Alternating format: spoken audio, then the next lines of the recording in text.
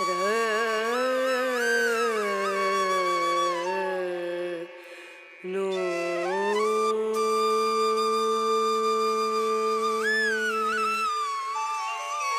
में बारिश का कहर।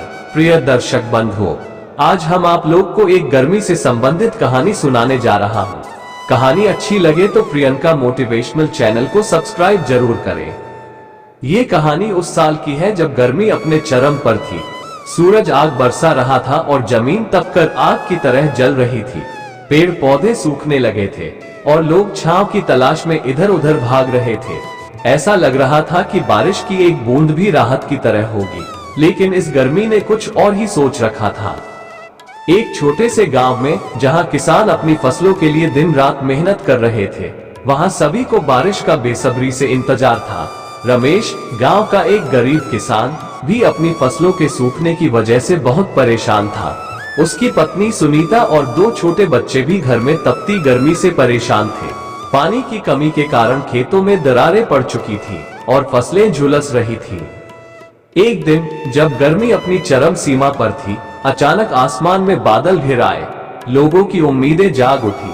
सबने सोचा कि अब बारिश होगी और उनकी परेशानियां खत्म होंगी। कुछ ही देर में आसमान से बारिश की बूंदें गिरने लगी। पहले तो धीरे धीरे बारिश हुई, जिससे लोगों को राहत मिली, लेकिन अचानक से मौसम बदल गया। बादल गरजने लगे, बिजली चमकने लगी और फिर मूसलाधार बारिश शुरू हो गई। बारिश इतनी तेज थी कि पानी की धाराओं ने गांव की गलियों को नदी में बदल दिया। खेतों में पानी भरने लगा और रमेश का पूरा खेत पानी में डूब गया। कुछ ही समय में पानी इतना बढ़ गया कि लोगों के घरों में भी घुसने लगा। गांव के कई कच्चे मकान गिर गए और लोग अपने जीवन की सुरक्षा के लिए इधर उधर भागने लगे। रमेश भी अपने परिवार को लेकर घर से बाहर निकलने की कोशिश करने लगा, लेकिन पानी का बहाव इतना तेज था कि वो मुश्किल से आगे बढ़ पा रहा था। तभी बिजली की एक तेज चमक ने गांव के एक बड़े पेड़ को गिरा दिया, जिससे रास्ता बंद हो गया। रमेश और उसका परिवार फंस गए। वो सभी अपनी जान बचाने के लिए संघर्ष कर रहे थे। पानी की तेज धाराओं में रमेश का घर ढह गया और उसकी सारी मेहनत पानी में बह गई। फिर भी रमेश ने हिम्मत नहीं हारी। उसने अपने बच्चों को बचाने के लिए उन्हें पीठ पर उठाया और अपनी पत्नी के साथ गांव के एक ऊंचे स्थान की ओर चल पड़ा। वो रात बहुत भयानक थी। बारिश रुकने का नाम नहीं ले रही थी। पूरी रात रमेश और उसका परिवार एक पेड़ के नीचे बैठे रहे, डर के साए में। आखिरकार सुबह हुई, लेकिन गांव का नजारा बदल चुका था। जगह जगह कीचड़ था, मकान ढह चुके थे और फसलें बर्बाद हो गई थी। रमेश और उसके परिवार ने अपनी आंखों के सामने अपना सब कुछ खोते हुए देखा, लेकिन उन्होंने हार नहीं मानी। गांव के लोग भी एक दूसरे की मदद के लिए आगे आए। सरकार से भी सहायता पहुंची, लेकिन रमेश और अन्य किसानों को जो नुकसान हुआ था, उसकी भरपाई करना मुश्किल था। इस बारिश ने न सिर्फ गांव के खेतों को बल्कि लोगों की उम्मीदों को भी बहा दिया था। गर्मी के बाद आए इस बारिश ने गांव वालों के जीवन को और भी कठिन बना दिया, लेकिन इसके बावजूद भी रमेश और उसके परिवार ने हार नहीं मानी। उन्होंने फिर से अपनी जिंदगी को बसाने की कोशिश शुरू की, क्योंकि जीवन की यही सच्चाई है कि चाहे कितनी भी मुश्किलें आए, हमें आगे बढ़ते रहना होता है। कहानी का संदेश। ये कहानी हमें ये सिखाती है कि जीवन में चाहे कितनी भी कठिनाइयां आए, हमें अपने हौसले और उम्मीद को कभी नहीं छोड़ना चाहिए। संघर्ष के बाद ही सफलता की राह मिलती है। रमेश और उसके परिवार ने नई शुरुआत करने का फैसला किया। बारिश के बाद जो तबाही हुई थी, उसने पूरे गांव को हिलाकर रख दिया था, लेकिन गांव के लोग एक दूसरे का साथ देने के लिए तैयार थे। सभी ने मिलकर अपने गांव को फिर से बसाने की ठानी। रमेश ने सबसे पहले अपने परिवार के लिए एक अस्थायी झोपड़ी बनाई, ताकि वो सुरक्षित रह सके। गांव के अन्य लोग भी एक साथ आए और मदद के लिए हाथ बढ़ाए। किसी ने रमेश को कुछ अनाज दिया, तो किसी ने पुराने कपड़े। गांव का प्रधान भी इस आपदा से पीड़ित लोगों के लिए सरकारी मदद लाने की कोशिश में जुटा हुआ था। गांव में धीरे धीरे सामान्य स्थिति लौटने लगी। लोग फिर से अपने टूटे हुए घरों को बनाने में लग गए और फसलों की बर्बादी के बाद अब नया सीजन शुरू करने की तैयारी करने लगे। सरकार की ओर से भी कुछ मदद मिली, जिससे लोगों को थोड़ी राहत मिली। रमेश ने अपने परिवार के साथ खेतों को फिर से तैयार करने का काम शुरू किया। उसने अपने बचे हुए बीजों को इकट्ठा किया और उन्हें खेत में बोने की तैयारी की। इस बार वो और भी ज्यादा मेहनत करने के लिए तैयार था, क्योंकि उसने ठान लिया था कि वो अपनी खोई हुई फसल को फिर से वापस लाएगा। गांव में आपसी भाईचारे की भावना और भी प्रगाढ़ हो गई थी।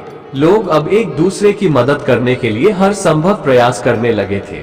गांव की महिलाएं एक साथ मिलकर खाने पीने का इंतजाम करती और पुरुष खेतों में दिन रात काम करते।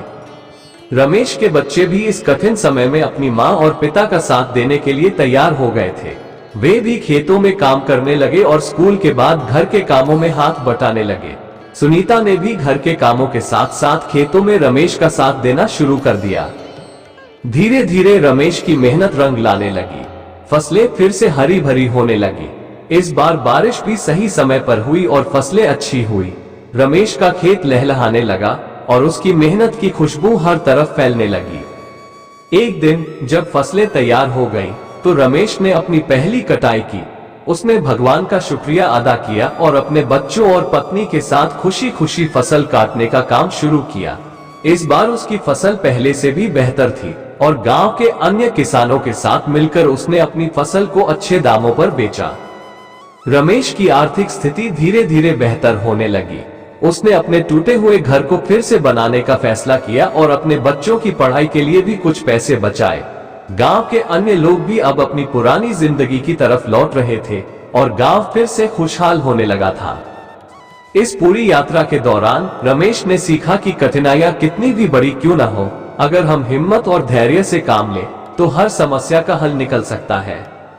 अंतिम संदेश, जीवन में कितनी भी बड़ी कठिनाइयां क्यों न आए, अगर हम मेहनत, धैर्य और आत्मविश्वास के साथ उनका सामना करें तो हमें सफलता जरूर मिलती है। कठिनाइयां हमें तोड़ने के लिए नहीं, बल्कि हमें और मजबूत बनाने के लिए आती है।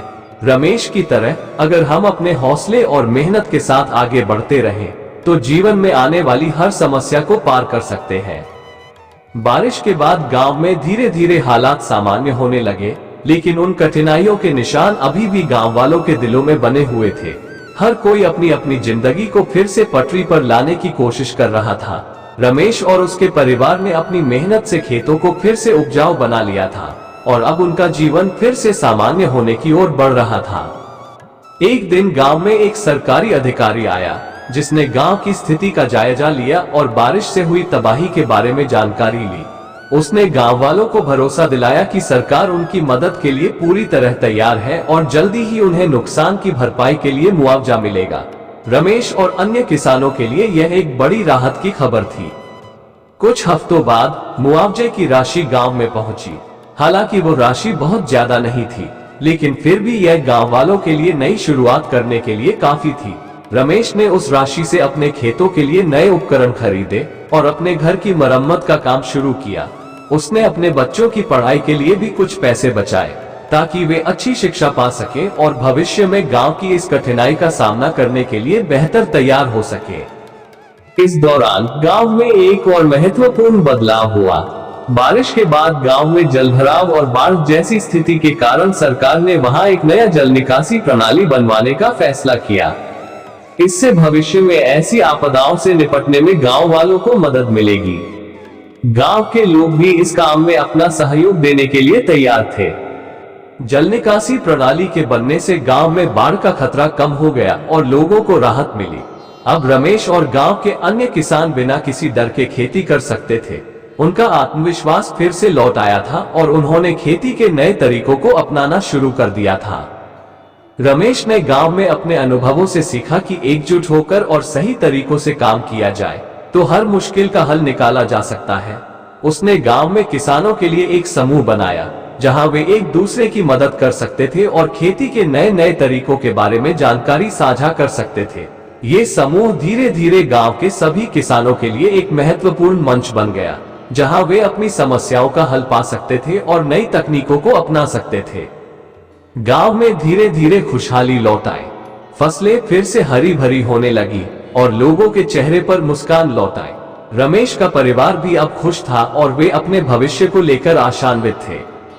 लेकिन रमेश ने एक बात ठान ली थी कि वह अपने बच्चों को अच्छी शिक्षा दिलाएगा, ताकि वे भविष्य में किसी भी प्रकार की कठिनाई का सामना करने के लिए तैयार रहें।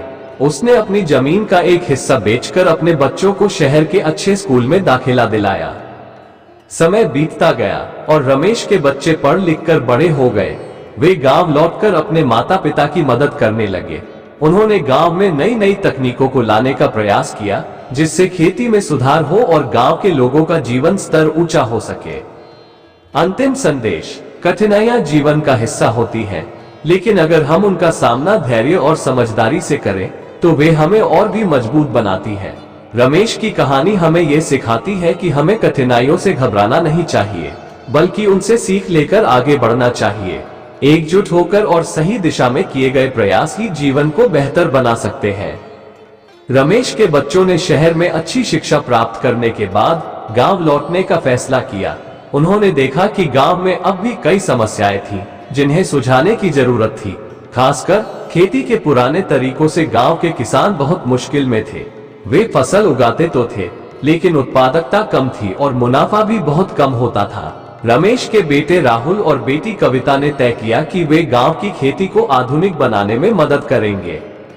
राहुल ने कृषि विज्ञान में पढ़ाई की थी और वह नई नई तकनीकों से अच्छी तरह वाकिफ था। कविता ने प्रबंधन में शिक्षा ली थी, जिससे वह गांव के किसानों की आर्थिक स्थिति सुधारने के तरीकों पर काम कर सकती थी। दोनों ने मिलकर एक योजना बनाई और गांव के लोगों के साथ इसे साझा किया। राहुल ने किसानों को जल प्रबंधन, जैविक खेती और आधुनिक सिंचाई प्रणालियों के बारे में सिखाना शुरू किया। उसने उन्हें बताया कि कैसे वे कम पानी में भी अच्छी फसल उगा सकते हैं और अपनी मेहनत को बेहतर परिणामों में बदल सकते हैं। उसने ड्रिप इरिगेशन सिस्टम और मल्चिंग जैसी तकनीकों को गांव में लागू किया, जिससे खेती में पानी की बचत हुई और पैदावार बढ़ी। कविता ने गांव के किसानों के लिए एक सहकारी समिति की स्थापना की, जिसमें सभी किसान अपनी फसलों को इकट्ठा कर बेच सकते थे। इससे किसानों को अपनी फसलों का बेहतर मूल्य मिलने लगा और उन्हें बिचौलियों से छुटकारा मिल गया। इसके साथ ही कविता ने गांव में एक छोटा सा प्रोसेसिंग यूनिट भी लगवाया, जहां किसान अपनी उपज को प्रोसेस कर उसे और अधिक मूल्यवान बना सकते थे, जैसे कि टमाटर को सॉस में बदलना या दूध से दही और घी बनाना। इससे किसानों की आमदनी में बढ़ोतरी हुई। धीरे धीरे राहुल और कविता की मेहनत रंग लाने लगी। गांव के किसान अब ज्यादा मुनाफा कमाने लगे और उनका जीवन स्तर सुधरने लगा। रमेश को अपने बच्चों पर गर्व था। उसने सोचा भी नहीं था कि उसके बच्चे गांव में इतनी बड़ी क्रांति ला पाएंगे। एक दिन गांव में जिला कलेक्टर का दौरा हुआ। उन्होंने देखा कि कैसे गांव ने आधुनिक तरीकों को अपनाकर अपनी स्थिति में सुधार किया है। कलेक्टर ने गांव की इस सफलता की कहानी को जिले के बाकी गांवों में भी फैलाने का फैसला किया। उन्होंने राहुल और कविता को इस काम के लिए बधाई दी और गांव के अन्य लोगों को भी उनसे प्रेरणा लेने के लिए कहा। जल्द ही रमेश के गांव की सफलता की कहानी पूरे जिले में फैल गई। अन्य गांवों के किसान भी रमेश के गांव में आने लगे, ताकि वे यहाँ की तकनीकों और प्रबंधन से कुछ सीख सके। रमेश और उसका परिवार अब सिर्फ अपने गांव के लिए नहीं, बल्कि पूरे जिले के लिए एक मिसाल बन गया था। उन्होंने साबित कर दिया कि अगर इच्छा शक्ति और सही मार्गदर्शन हो, तो किसी भी मुश्किल को पार किया जा सकता है। कुछ सालों बाद रमेश की उम्र ढलने लगी। उसने अपने बच्चों के हाथों में गांव की जिम्मेदारी सौंप दी। राहुल और कविता ने मिलकर गांव को एक आदर्श गांव में बदलने का सपना देखा और वे इसे पूरा करने के लिए दिन रात मेहनत करने लगे। गांव में अब पक्की सड़कों, बेहतर स्कूलों और चिकित्सा सुविधाओं का निर्माण हो चुका था। गांव के बच्चे अब अच्छे स्कूलों में पढ़ने लगे थे और उनके माता पिता को भी रोजगार के नए अवसर मिलने लगे थे। रमेश अब गांव के सबसे सम्मानित व्यक्ति बन चुके थे। लोग उन्हें और उनके परिवार को बेहद मान सम्मान देते थे। गांव में जब भी कोई समस्या आती, लोग रमेश और उनके बच्चों के पास सलाह के लिए आते। अंतिम संदेश: शिक्षा, मेहनत और सही मार्गदर्शन के साथ कोई भी गांव या समाज प्रगति कर सकता है। रमेश और उसके परिवार की कहानी हमें ये सिखाती है कि यदि हम बदलाव के लिए तत्पर रहें और एकजुट होकर काम करें, तो हमें सफलता जरूर मिलेगी। ये कहानी यह भी बताती है कि परिवर्तन का बीज कभी कभी कठिनाइयों में ही छुपा होता है, और जो लोग हिम्मत और धैर्य से काम लेते हैं, वही सच्चे विजेता होते हैं। गांव में लगातार हो रहे सुधारों के बाद रमेश के गांव ने एक आदर्श गांव का रूप ले लिया था। गांव के सभी लोग अब खुशहाल थे और उनकी जिंदगी में एक नई रोशनी आ गई थी।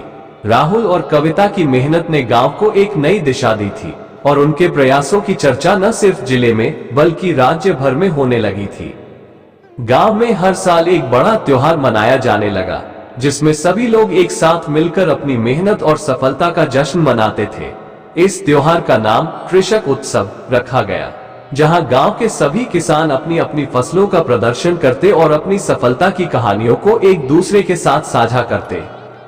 इस दौरान रमेश की उम्र काफी हो चली थी। उसने अपने जीवन में बहुत संघर्ष किया था, लेकिन अब वह संतुष्ट था। उसने अपने बच्चों को अच्छा इंसान और एक सफल किसान बनते देखा था। गांव के हर व्यक्ति की जिंदगी में उसने एक महत्वपूर्ण भूमिका निभाई थी और लोग उसे बहुत मानते थे। कृषक उत्सव के एक दिन गांव के लोग रमेश के घर पर इकट्ठा हुए। उन्होंने रमेश से कहा कि उन्होंने गांव के विकास में जो योगदान दिया है उसके लिए वे उन्हें सम्मानित करना चाहते हैं। राहुल और कविता ने भी अपने पिता के सम्मान में एक छोटा सा समारोह आयोजित किया, जहां गांव के सभी लोग मौजूद थे। समारोह में राहुल ने अपने पिता के संघर्षों और उनकी मेहनत को याद करते हुए कहा, अगर पिताजी ने हमें सही दिशा नहीं दिखाई होती तो शायद आज हम यहाँ नहीं होते। उन्होंने हमें सिखाया कि कठिनाइयों से घबराना नहीं चाहिए, बल्कि उन्हें अपने हौसले से पार करना चाहिए। आज जो कुछ भी हमने हासिल किया है वो सब उनके संघर्षों और मार्गदर्शन का परिणाम है। इसके बाद गांव वालों ने रमेश को सम्मानित किया और उन्हें गांव का गौरव की उपाधि दी। रमेश के आंखों में आंसू थे, लेकिन वो आंसू खुशी के थे। उसने सोचा, उसने अपने जीवन में जो कुछ भी सहा वो सब उसके परिवार और गांव के लिए था, और आज उसे इस बात की खुशी थी कि उसकी मेहनत रंग लाई है। समारोह के बाद रमेश ने गांव के लोगों से कहा, मेरे प्यारे गांव वालों, मैंने अपने जीवन में कई कठिनाइयों का सामना किया, लेकिन आज मैं कह सकता हूं कि मेरे जीवन की सबसे बड़ी पूंजी आप सबका प्यार और सम्मान है। मुझे गर्व है कि मैंने आप सबके साथ इस सफर को जिया। आज मैं पूरी तरह संतुष्ट हूं और मैं चाहता हूं कि आप सब भी एकजुट होकर इसी तरह से आगे बढ़ते रहें। कुछ समय बाद रमेश ने शांतिपूर्वक इस दुनिया को अलविदा कहा। गांव के सभी लोग उसके जाने से दुखी थे, लेकिन उन्होंने प्रण लिया कि वे रमेश की दी हुई शिक्षा और उसके सपनों को कभी मरने नहीं देंगे। रमेश के जाने के बाद भी राहुल और कविता ने गांव के विकास को आगे बढ़ाया।